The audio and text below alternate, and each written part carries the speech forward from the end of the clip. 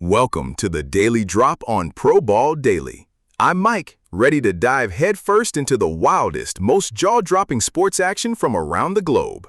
And I'm Tara. And buckle up, sports fans, because if you thought yesterday was wild, today just threw the entire playbook out the window. We're talking absolute obliteration in the NBA, surprise contenders shaking up the power index, and some historic losing streaks that are just brutal to watch. Brutal is one word, Tara. Devastating is another.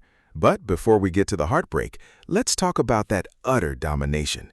The New York Knicks, Tara, didn't just win a game today. They sent a message. They sent a missile. Mike, I'm still picking my jaw off the floor after seeing that Knicks-Hawks score, 140-89, a 51-point blowout. 51! That's not a game, that's a statement. The Knicks came out, said we're here, and absolutely dismantled Atlanta. And not just any dismantling. They put up 140 points.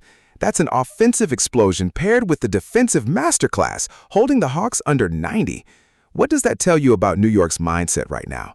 Are they legitimate contenders, or was this just a perfect storm against a struggling Atlanta squad? Well, it certainly highlights the Hawks' struggles, doesn't it? Our trends data shows Atlanta went a dismal 5.5% in February, a full 10.3% below their season baseline. That's a team that's trending in the wrong direction, big time. But even against a struggling team, a 51-point margin is unheard of. This is a Knicks team that's finding its stride, finding its identity. They're physical, they're hungry. But here's the kicker, Tara. Despite that utter destruction of the Hawks, the Knicks actually dropped 0.3 points in our power index, now sitting at number 5. I mean, they're still in the top 5, sure, but how does that happen after a game like that? That's the beauty and the beast of the power index, Mike. It factors in strength of schedule, consistency, historical performance leading up to this point. Maybe the Hawks were perceived as weaker opposition, or perhaps the Knicks' overall recent form prior to this game had a slight dip. But I think this game will be a massive boost, even if it hasn't fully registered in the index yet. What it does tell me is the top 4 are really cooking.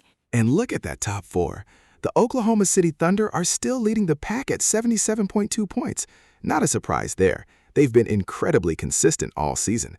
But then you have the Charlotte Hornets at number 2 with 68.3 points, the Lakers at number 3 with 68.1, and the San Antonio Spurs at number 4 with 63.7. Charlotte and San Antonio in the top 4? Ahead of teams like the Celtics, Nuggets, and even the Knicks after that monster win? I'm calling a hot take. The Hornets and Spurs are the biggest surprises in this top 5. Oh, absolutely. And the Lakers being at number 3, just barely ahead of the Spurs, that's telling. It speaks to the incredible parity and the unexpected rises in the league this season. Charlotte's rise in particular is fascinating. They've been quietly building, and now they're making noise in the power index. The question is, can they sustain it?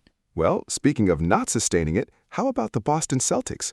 Our trends show them at 69% in March, which sounds good, but it's 8.2% below their season baseline. And that showed up on the court today, losing to Philly 93-106. Boston is supposed to be an elite team, but they're struggling right now. They are, and it's a big concern for their fans.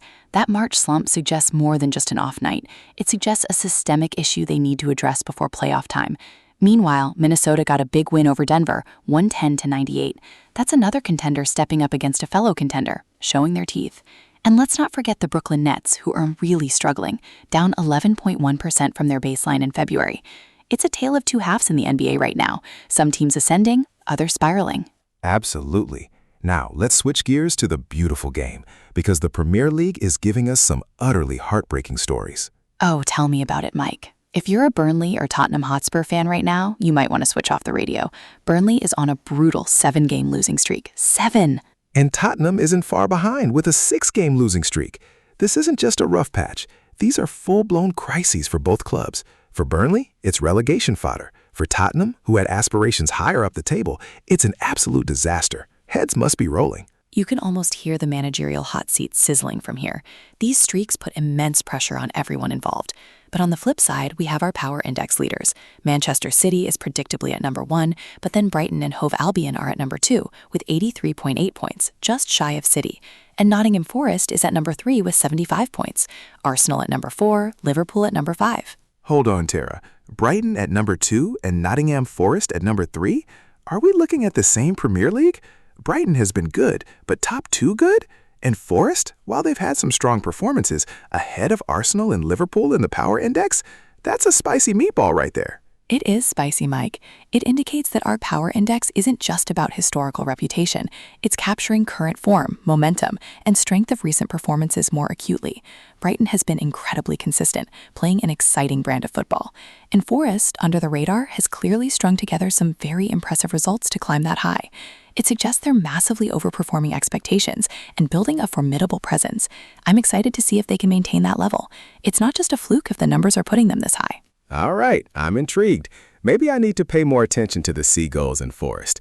But let's hop across the pond to Major League Baseball, where we had some big numbers today. We certainly did. Yordan Alvarez of the Houston Astros absolutely raked with a 71.75 MLB rating as the Astros crushed the Orioles 11-5.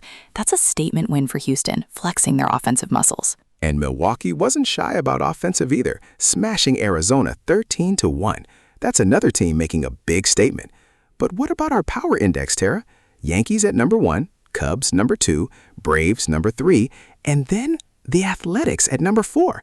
The Oakland A's at number 4? Okay, that is a surprise I didn't see coming, Mike. The A's at number 4 with 61.2 points, just ahead of the Astros. They've been through so much as a franchise. This is wild. Our trends data shows the Athletics went 63% in February, which is a significant plus 7.5% above their season baseline. So while it feels counterintuitive, the numbers are showing they've been playing some incredibly good baseball lately. It's incredible. If they keep this up, maybe the stadium situation in Vegas will be a little more palatable for the fans. You gotta give them credit for overcoming all the noise and performing.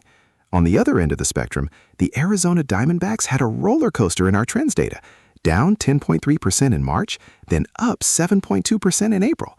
Talk about Jekyll and Hyde. Inconsistency personified right there.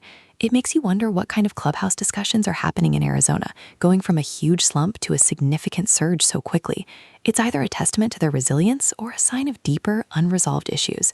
Baseball can be so streaky, but those swings are extreme. From the diamond to the court, let's quickly touch on the WNBA. Well, Mike, no games today in the WNBA, but the anticipation for tomorrow's matchups is already heating up. The New York Liberty still hold strong at number 1 in our power index, despite a slight dip of 0.1 points. They're followed by the Seattle Storm, Atlanta Dream, Las Vegas Aces, and Connecticut Sun.